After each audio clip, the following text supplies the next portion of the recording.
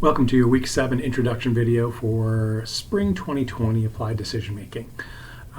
So what we have for this week, for Week 7, you are reading Chapter 5 of the text, and then we have an article on framing biases and decision making in business. That PDF is listed under Week 7. You can find that there. It's a relatively short article with maybe familiar examples for you. Then we have our answer to discussion questions and respond to peers. I would also want to remind you that you should watch the student who posted their video for Week 6 by the end of Week 7 and provide some feedback.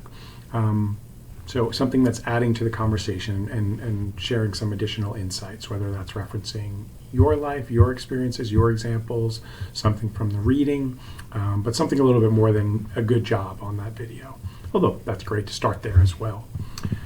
We do have another video this week. Laura her video is due by the end of day on Sunday, the 23rd of Week 7.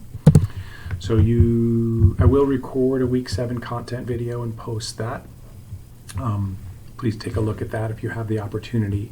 One thing I want to share now is your reflection paper number 1 was due last week, and I graded and gave everybody feedback on that. I think most people understand, but just to drive it home, right? You're looking at a major decision that you have sometime after the semester. It doesn't need to be right after the semester, but sometime in the future, right? Because the idea is we want to do a lot of reflection on this decision, conversations, and gaining perspective on others, and then applying some of the things that we're learning. And you'll notice, although you're talking about the same decision, I would like you to A, talk to 3 different people over these reflection papers, and then B, consider what it is that we're learning in class to understand how that's applicable to how you are approaching this situation. So it should give us insights to some of our biases and or preferences and heuristics, or the processes that we use in our decision making. As an added insight, right, candidly, I think the most valuable part of a lot of course is how you can apply things to yourself. And this course does focus a lot on individual decision making.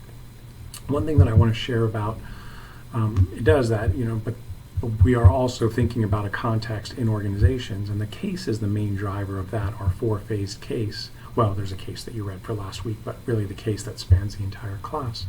And I want to share what phase 2 is. It's what you would call a weighted decision-making model, which is a tool that a lot of organizations use to a different extent, right?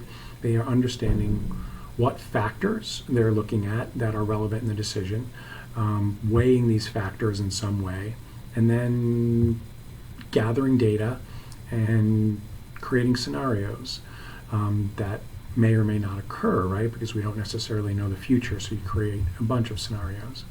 And I just want to share that. This is exactly what I did for one of my professional roles for years. We, as a large organization, were considering different relationships, selling different products, different restructuring, and I did the modeling for it all the time. A lot of the factors of these things carried forward from one time to the next because we as an organization agreed on a lot of those factors were, but I had to figure out in some extent, working with others, the weightings of things on where things were important, and we always created 5 scenarios. Our senior leadership said if you create a best case scenario, a worst case scenario, and then the most likely scenario, that you can just throw out the best case and worst case because there's hardly any chance that they would happen. So we created 5 scenarios where we had, best, worst, most likely, and then better than most likely or worse than most likely, and that was generally the range that we operated within, but still wanted to understand worst case scenario as well. What happens if all of this falls apart? So I just share that because organizations use different processes and different volumes of data, but I did this for a large organization for a while, and as the point person, different people worked with the data and figured things out, and I generally assembled the presentations, put them together for senior management. And the funny thing is, looking back on that, the amount of bias that were in those things, the confirmation bias was insane. A lot of times people had already decided what they wanted, so they were looking for the information that supports that. I'd be highlighting, but we have this information as well, but it was almost as if nope, I'm just going to focus on what I want to hear. That's not everybody. I'm just saying I saw that happen often. So it's just some insights for you on how this phase 2 of this project is relevant to organizations and what they're doing. This was in last week's slide, but it's super important. So last week's intro slide, so I want to make sure you do not miss it. On week 8, which is next week, based on when you're watching this, you do have your exam due as one of the things. You have phase 2 presentations, and then you have your exam due. It's a very busy week, so it's your midterm exam in essence. You have 2 exams. And it's open book. It needs to be submitted by the Sunday of week 8. It is already posted. It's been posted since week 6. So there's nothing stopping you from downloading that and working on it. If you have any questions, please let me know. The exam is something you work on individually, but is open book. And all of our course resources, as well as information as part of some of these videos, could help you. But primarily, a lot of the course resources are where the questions come from, and of course, you can go back and visit those.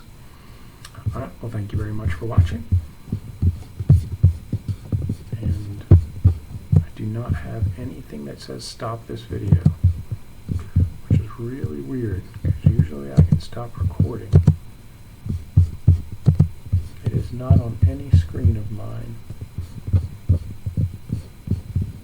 All right. Oh, there it is.